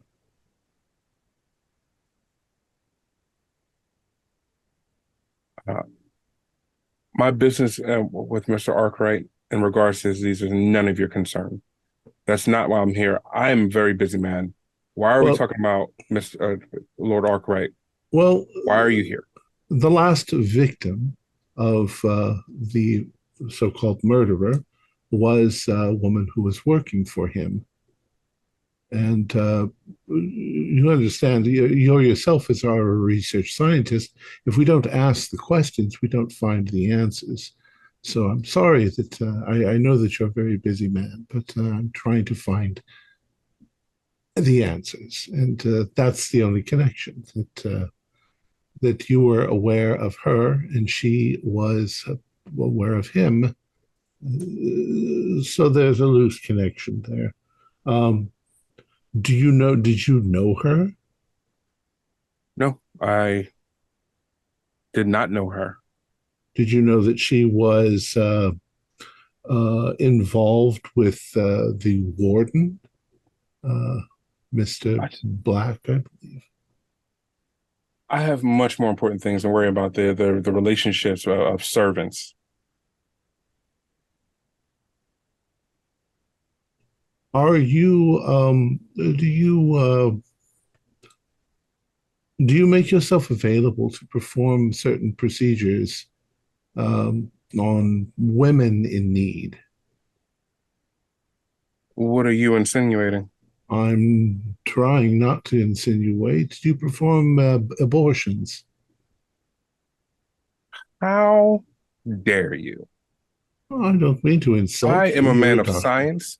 I have taken an oath to do no harm, same as you.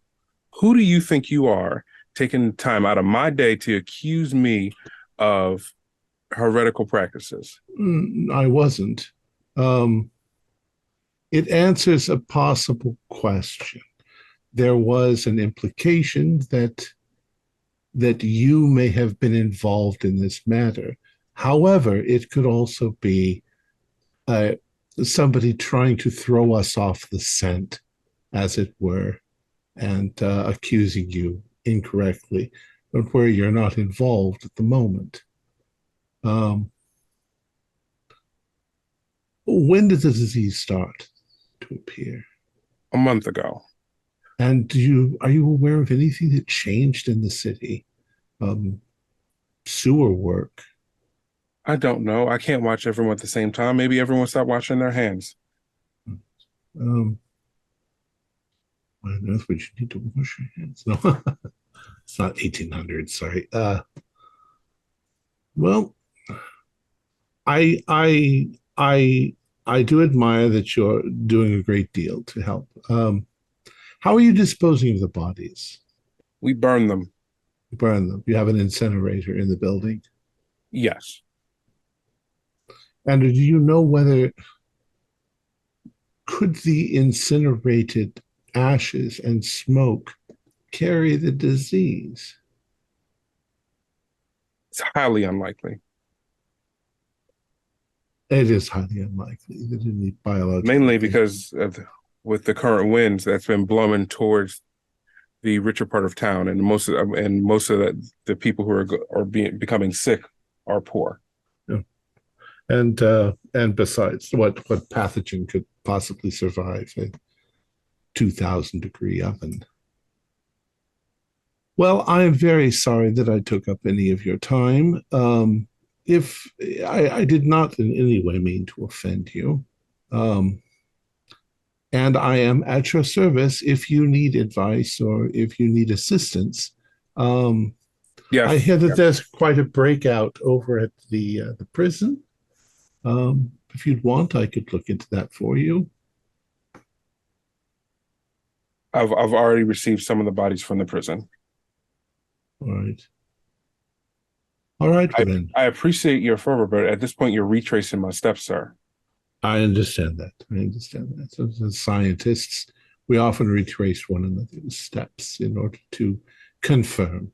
Um, but my business is a different thing. We've been called in by the provost to the Lord Provost to look over these things. I'm sorry if I've taken up too much of your time. I can be reached, and I give him my contact information if anything comes up. Give him like your card. Well, my card would be my home address. This would be. I give him my card with where we're staying. Okay. Where I'm staying at the hotel. Okay. And then I say, thank you very much for having me this morning, and I wish you all of the luck on solving this disease. Okay. So, and he says, "Doctor," and he walks out the room, bangs a hard left, and he leaves. Okay. Thought about doing one more thing, but I didn't. All right, I'll leave. Okay. Dad, take his book. Take the book. The ledger. I'll look at his desk to see the ledger, if it's there.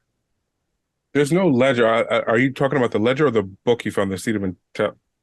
Oh, the book. The book. I forgot The to book ask he you about wrote, the book. or someone wrote, the seat of the mind, or whatever. Seat of the mind. The seat of intelligence. So, I mean, if you're looking through that book, yeah. If he's just walked out and left, I'll linger for a moment and I'll take a look through the book. Yeah. So, looking at that book, it's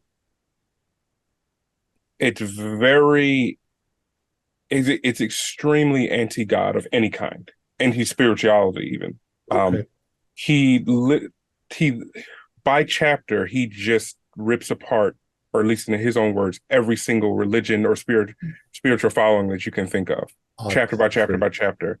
And you don't go into each chapter and read them thoroughly, but it's just each chapter is named after a different following. And does it have a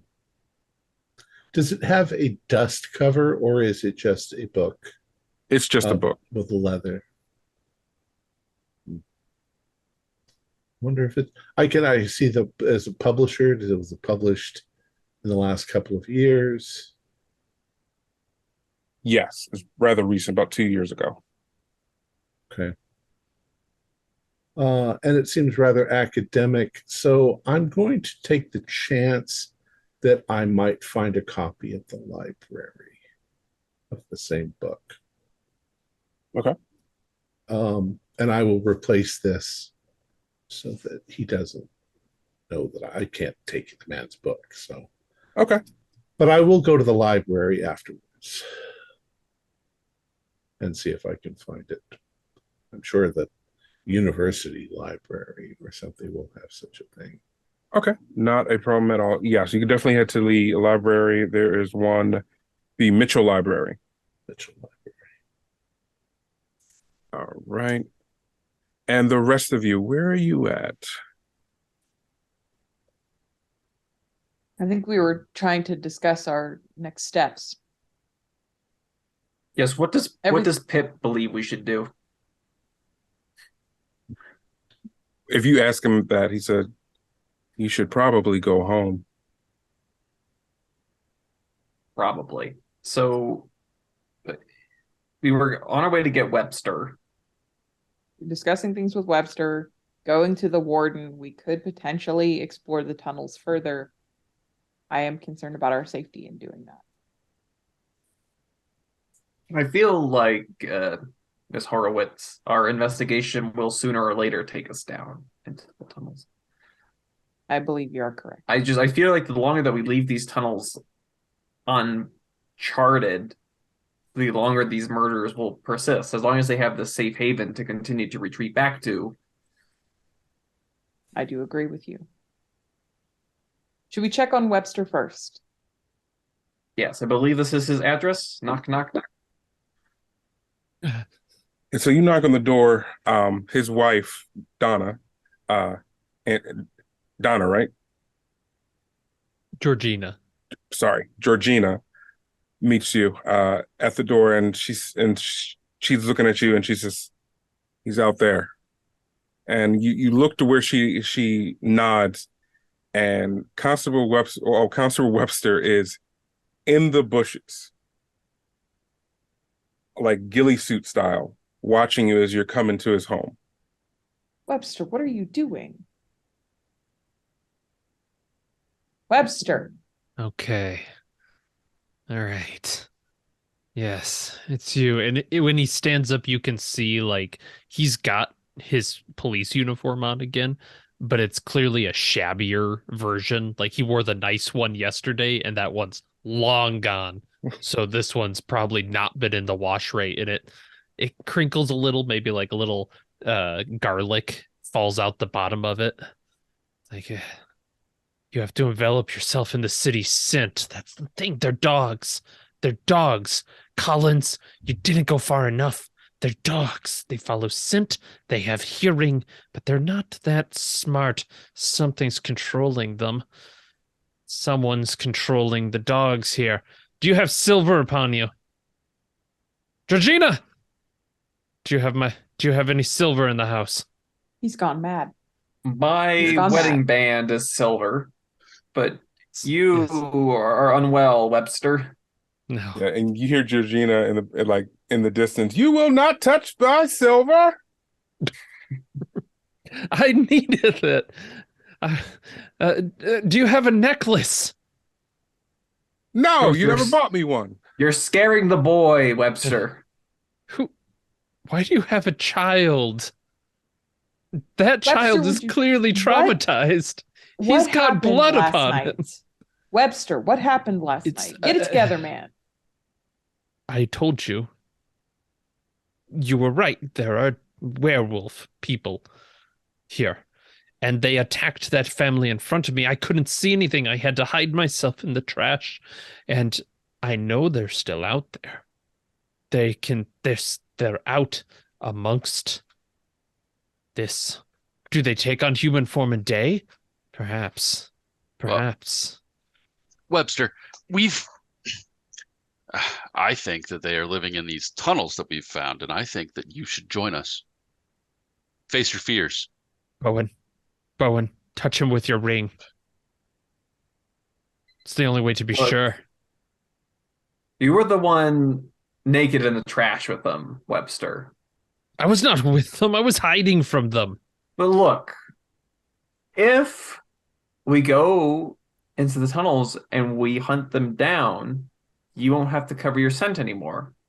Yes, correct. Do you have silver upon you to which to attack? I don't know anything about werewolves. I gesture to my revolver. This will be just fine, I'm sure. Webster, they're not werewolves. Kenmore seems to think they're some class of circus freak. You know, P.T. Barnum and all of that nonsense. Perhaps. Perhaps, but you didn't see them stalking you and sniffing you out. You weren't there. Did they have lobster hands? That like snaps him out of it. What? No, they had terrible claws. I mean, lobsters have claws. But like, where are the lobster hands coming from? This is ridiculous. Dr. Kenmore brought them up. We were talking about these mutant babies. Wait, no, that makes sense. The ship that came in. The lobster people came in with the ship. Did you investigate the ship? Collins, you genius. Good God. Webster, did you investigate the ship or not?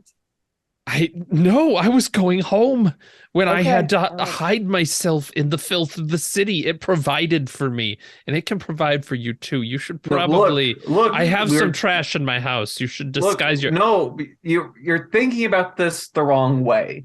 Yes. All right. I don't know how you guys typically handle things in Glasgow. Not well, apparently. But in Cardiff, if there were werewolves living in tunnels beneath the city, we would hunt them instead of covering ourselves in trash and hiding. That is fine, and we can certainly try to hunt them. Eugene, You have a duty your to the friends. people of this town. I'm Webster. aware of my duty, and I have no silver to. It's fine. It's fine. I have my truncheon, and I'm still not sure that. Who is leading this pack? Those creatures were just animals, but they seem targeted somehow. Pip, is that what they said? Why was your mother attacked? Who did she know, Pip? Pip is just Leave staring the- at you. Look at me, Pip. Leave the boy be. Leave the boy alone. Poor child. Give me an intimidate for the small child. By the way, I just Let's want see to where know, this goes. just to know, Walter is a very good-looking guy. He's just covered in trash. So, Is Walter intimidating the boy? I'll spend 5 points of luck to make that a success. So yeah, so you're shaking this boy, and he's just like, they only left the parts, and he looks like deeply into your eyes, and he's just like, the parts they didn't like.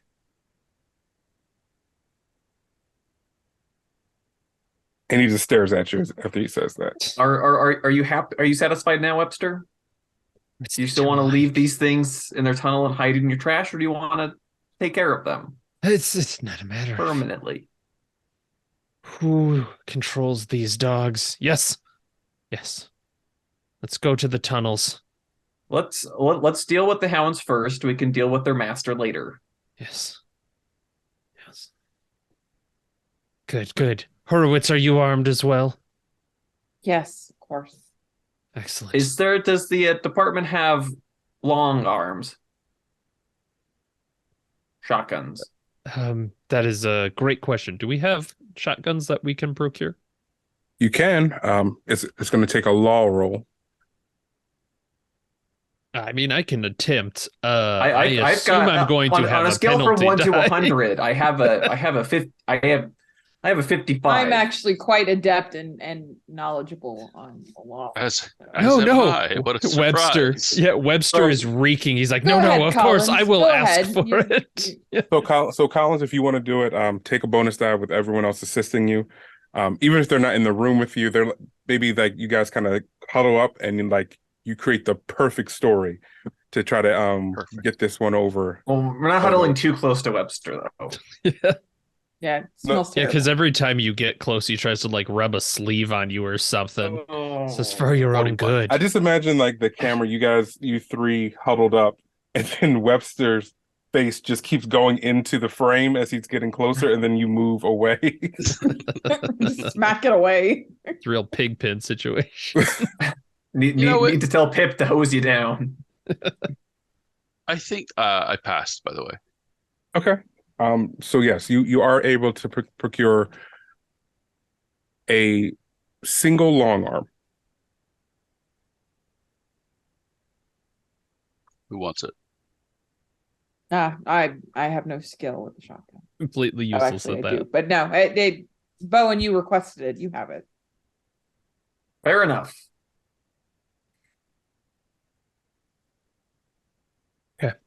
Should we reconvene with Dr. Kenmore at some point before heading into He should know where we're going. Oh, I yes. said it again. All of us are going somewhere where no one knows where we have gone, and that is a terrible idea. Well, let's put Pip out, and Pip can tell people. I'm joking. What are we doing with this child? He'll be fodder We're before the leaving- wolves. He's not We're coming leave- with us. We need we're to go leaving with him Dr. here. Kenmore. Webster. You're At my taking care of house? the boy. Leave him. Leave him with Georgina, your we wife. have another You child no, now. Do you have any children? There you go. Yes. Dorothy has a playmate, I suppose. The traumatized boy. Dorothy immediately starts crying when you say that because this kid is weird. This is how things are done, Dorothy. You've seen Oliver. Take him to the poorhouse. The orphanage? The orphanage. So, The No, workhouse? I believe Oliver Twist, he gets kicked out of the orphanage. Look, I truly enjoy to see what happens with this child. We can drop him off at the fire station later. It's fine. So I think we're leaving Pip with Webster's family for now. okay. All right. That is we're Leave him with Miss Haversham. with Pip, you forcing Pip to be able to stay at your home, Constable Webster. Pun intended. You're in the doghouse, but that is something you have to deal with later. Jumping over to Dr. Jupiter, you make it to the library and you head to the anatomy section. Are you looking specifically for that book? Yes. Okay. You find it. It seems brand new, like no one has read it. Flipping past the anti-mysticism, you get to a point where he starts describing the seat of intelligence and that there is no spirit, that the consciousness can be found within the flesh. And he goes into details about possible locations. Some are like the spleen and the stomach. The spleen being something that supplies a large amount of the or holds a large amount of the blood supply in the body. Could also be a place where the consciousness is held as well. None of it makes sense. None of it sounds remotely plausible to your medical mind. Right. But there's just chapters and chapters of this. Extremely rigid, extremely logical, extremely boring, even for a doctor. It's crazy.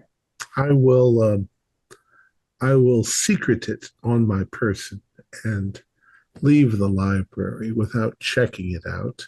Give me a stealth check. Bring it back. 7. Nice. 7. They're like, there goes the doctor, and he's got absolutely nothing hidden in his jacket. Because he wouldn't. I'll return it. You walk right out. I just don't want to get a library card. Okay. So as you're walking out, however, there's a woman standing closer to the door, and she looks at you, and she doesn't try to fight you. She stares at you and just says, "Make sure you bring it back." You know you were extremely stealthy, but she knows you have something. I will ignore her and walk out. All right. But I'm going to memorize what she looks like. She was a very beautiful woman. She seemed young. You seemed young, nonchalant about what was happening. Like again, she wasn't looking to stop you. It was more of a just want you to know I know type of deal. Like she could read my mind. That's weird. All right, and making it back. So where are you headed now? Wrap up. I'll head back to the apartment. Did I know where they were going? I knew they were going to Constable Webster's.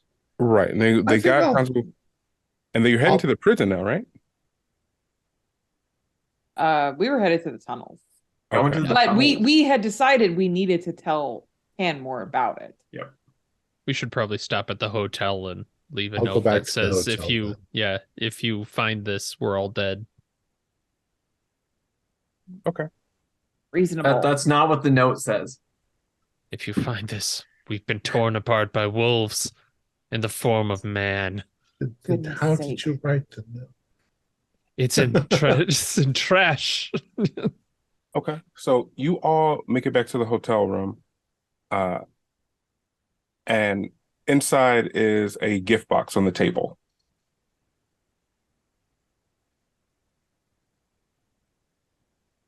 Is Put it up. there a card? Yes. It says from the Ripper with love. What the fuck? I don't like that. That's How do they know where we are? Did anybody give any suspicious characters our exact address? Perhaps on a business card. I'm gonna pick up the box and shake it a little. Uh-huh. I'm running out of the room because it's gonna explode. You'll figure out if it's a bomb real quick. It sounds Bomb. it sounds squishy. Uh-oh. You kind of shake it and the top pops off and a human heart rolls out of the box. Oh. No. Watch your step. And that's what we're under tonight with the gift from the Ripper. Well, at least he's sentimental. Our What players kind of included constantly? our players included Morgan Llewellyn, Nathan Decker, Holly Buto, Chance Wooten, and myself with Joseph Clay as the keeper of arcane lore. We have a Discord server where you can chat with other members, you can set up private games, and you can learn the finer arts of gameplay and game mastering. We provide audio-only versions of the show free for you to download from Podbean or iTunes. If you'd like to help support our show, please visit our Patreon account. Just $1 a month helps us a lot. Like, share, and subscribe to our channel and punch the bell icon for updates on our latest shows. And leave us some comments. We enjoy reading them and answer any questions you might have. This is Thom Raley, together with all the members of our gaming club, inviting you to journey with us once again into the darkness for another adventure into the universe of H.P. Lovecraft and the Call of Cthulhu role-playing game. Until next time, good luck, good gaming.